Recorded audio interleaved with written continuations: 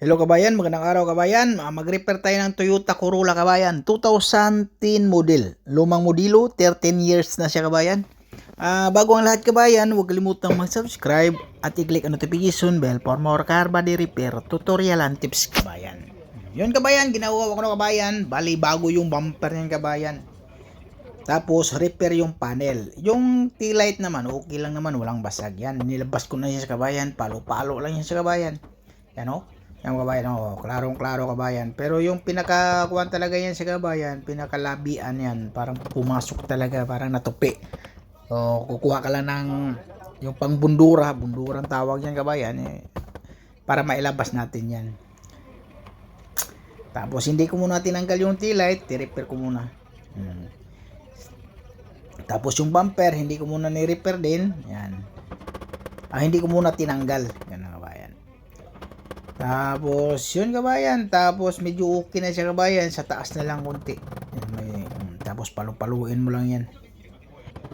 Tapos, tingnan mo din kabayan. Yan, palo. Tapos, tingin. Kasi, baka susubra. Susubra yung bukol. Masubraan yung palo mo. Delikado din. So, kailang alalay lang.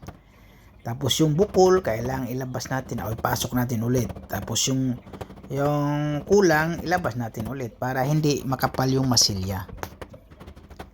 Tulad yan, pinakadulo kabayan, kanang pinakababa. So, kailangan natin ilabas pa yan. Tapos, sa taas naman, kailangan natin paluin yon. Tapos, kontrahan natin para lulubog siya. Tapos, yan, okay na yun sa kabayan. Lilihain lang natin ng iti. Tatanggalin ko muna yung taillight. Tatanggalin natin kasi para magmasilya, hindi matamaan sa masilya kabayan. Kasi okay naman yung seating, okay na walang problema yan. Tapos yan, hilihain natin ng iti, gagamit tayo ng 80 kabayan.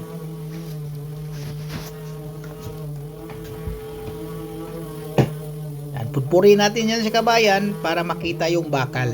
Kasi yon ang rules, ang regulation dito na kailangan pag masilya ka, tatanggalin natin yung pintura. Pero pag may masilya na yan kabayan, example, ni-repair mo yon, tapos may masilya na dati, tapos mababakain mo yun, bakbakin. Tapos yung iba, wag mo nang bakbakin yung iba, yung nasa tama lang, yung tinamaan lang, yung ni-repair mo lang. Pero yan kasi kabayan, hindi pa na-repair yan sa kabayan. Bali, original paint pa yan siya. Hindi no. Maalaga 2010 yan sa kabayan ha, pero maganda pa rin yung kotse niya, wala pang kalawang gaano. Maalaga yung may-ari niyan. Yung iba nga kabayan, 2016. Wala na, grabing kalawang sa pangilalim. Yan, malinis. Yan, kabayan, katulad yung kabayan, pinudpud ko na yan kabayan. Tapos yung sinabi ko, pag sumubrang labas, papaluin natin pabalik. Yan, kailangan linisan natin bago tayo maglagay ng masilya. Yan, pupuri natin yung mga pintura talaga para makita natin yung bakal. Yan kabayan, medyo pasok pa talaga, papaluin lang natin yan.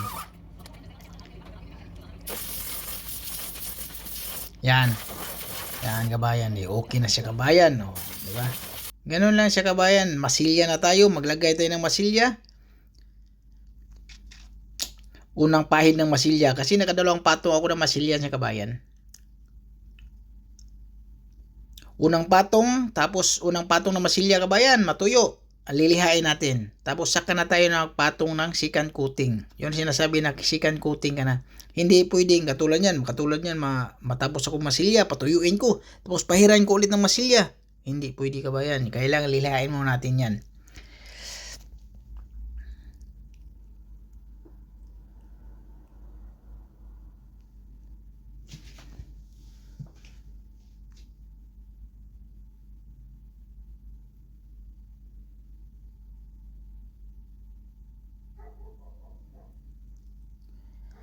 Ganun lang ang kuha niya kabayan, technique. So saglit lang tapusin, i-repair mo, tapos lihain, tapos pagkatapos na ang liha, masilya. Pero tingnan mo yung alignment. Yan. Tinanggal ko na yung bumper kabayan, tapos ilagay din natin yung bagong bumper kasi yung bumper na yun parang tabingi din siya Mas maganda yung makita natin yung bagong bumper, isiting natin para siguradong okay. Yan kabayan, katulad yung kabayan, niliha ko na siya ng 120 na yung liha ko niyang kabayan. Pero masin lang naman yan. Tapusin natin, putpurin natin yung kabayan, sa tingin natin kung anong ba yung tanggalin natin. Tapos, hindi tayo magmano-mano yan kabayan, bali, yun lang ang ititira natin. Pwede ka rin magmano-mano pero saglit lang, tapos patong agad ng masilya. Kasi sa tingin mo, pagpapatong ka pa, di patungan mo. Pero pag tingin mo okay na, wag na. Mano-mano ka na, kasi mano-mano yung final. Kasi yung pagmasin kasi minsan, tabingi kabayan, pangit. Kailangan magmano-mano ka para siguradong walang sablay yung pagliha.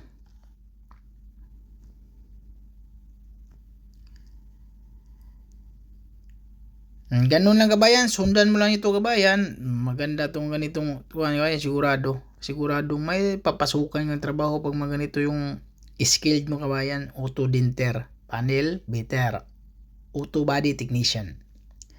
Yan kabayan, pinatungan ko no yung pangalawang coating natin. Yan, second coating na tayo. Yan.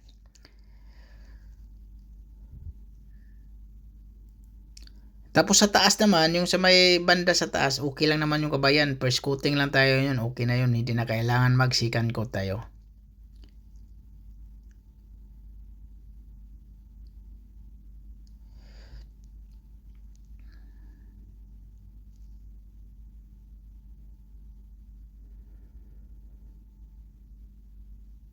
Yan kabayan, natuyo na kabayan, naliha ko na din ng masin yan. Tapos pagkatapos ng masin, niliha ko ng mano-mano. Bali final ako dyan sa mano-mano.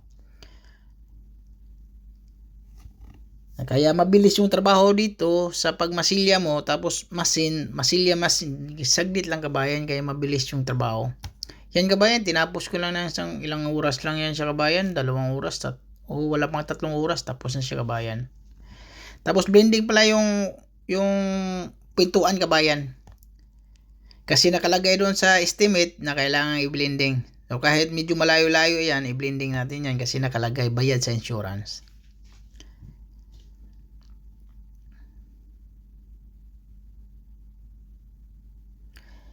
Ito yung step by step na process kabayan. Ito yung maliit lang na trabaho, yan. Pero ganun talaga kabayan, pag maraming trabaho kabayan, kunwari, yung maraming gagawin sa body, basta unahin mo yung pag-repair tapos patong ka ng masilya. Huwag ka munang magtanggal ng mga accessories dyan. Repair. Kunwari yung pintuan repair, yung panel repair, yung dalawang pintuan repair, repair mo muna yun. Tapos lihain mo agad ng 80. Tapos 80. Tapos yun na, pahiran mo agad ng masilya. Pag unang pahir mo ng masilya, saka ka na magtanggal ng mga accessories. Yan kabayan yan. Tapos na siya kabayan Ganun lang kasimple siya kabayan mag-repair.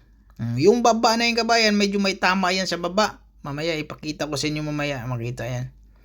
Pero niliha ko lang siya kabayan, nilabas, pinalo, tapos niliha ko lang kasi hindi naman makita yon. Pero kasama primer yon, kasama pintura din.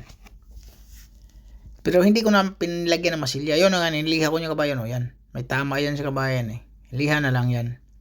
Hindi naman makita din yan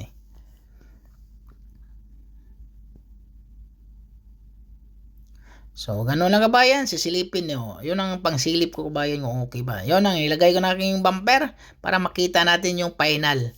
Yan ang silbing final niya kabayan para makita natin.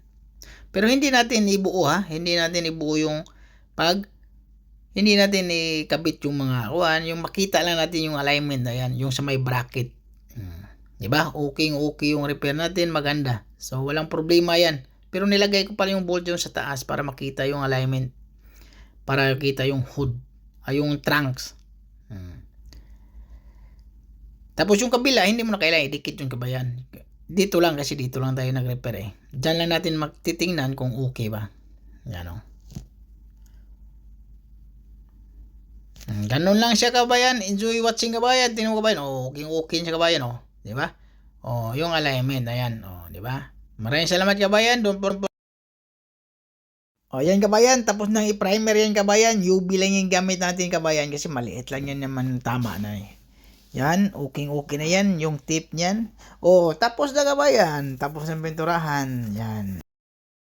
Alignment kabayan, okay yung alignment natin kabayan. Yung bumper lang medyo hindi kasi original yung bumper. Pero okay na yung kabayan yan. Tingnan natin sa kabila. Ganun din yan. Yan o. Dahil sa bumper yan, hindi original. Kabit na natin lahat.